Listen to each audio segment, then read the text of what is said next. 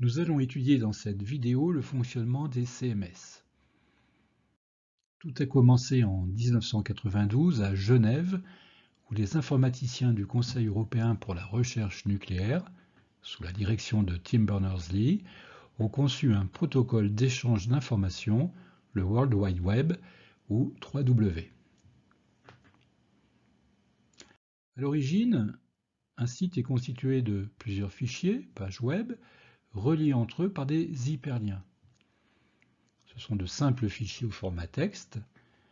Ils contiennent le texte qui doit être affiché et des balises HTML, Hypertext Markup Language, indiquant au navigateur comment présenter ce texte. C'est un langage de structuration définissant des titres, sous-titres, paragraphes, listes, tableaux, etc. Puis nous avons pu ajouter des balises CSS, Cascading Style Sheet, pour améliorer la mise en forme du contenu. Tout comme le HTML, le code CSS peut être écrit dans la page web, mais l'usage veut qu'on le sépare sur les feuilles de style. Le JavaScript est un langage de programmation. Il permet par exemple de programmer un comportement en fonction d'un événement, comme un rollover. Quand le pointeur de la souris survole une image sur une page, cette image est remplacée par une autre.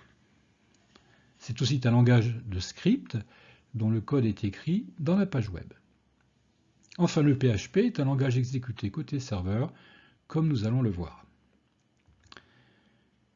Revenons à l'architecture traditionnelle. L'utilisateur, par le biais du navigateur, envoie une requête contenant une référence à une page web sous forme d'adresse URL. Ici, le nom du site, index.html.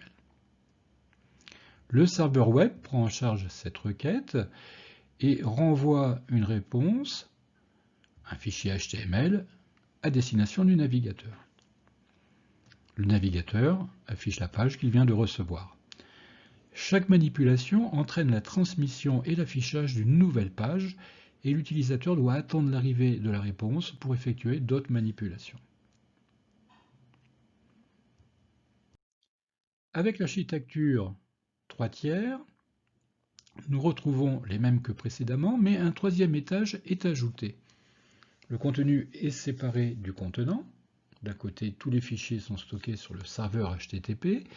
De l'autre, toutes les informations du site, paramétrage, titre, texte des pages, liens des images, sont organisées dans les tables d'une base de données. L'organisation se passe en forme de colonnes ou champs et de lignes ou enregistrements. Dans cette configuration dynamique, une requête est envoyée à la base de données. Vous remarquerez que l'affichage de l'URL est un peu particulier puisque après le point d'interrogation, on va avoir toutes les informations qui vont servir à interroger la base de données.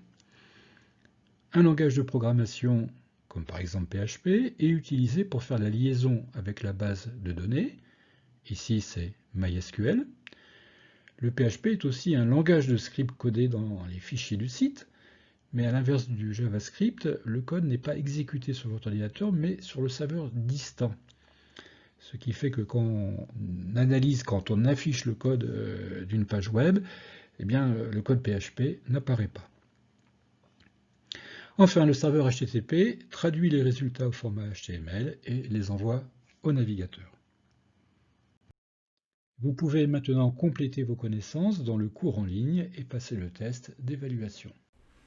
Vous trouverez plus de ressources sur le site masterclass.wecoach.fr.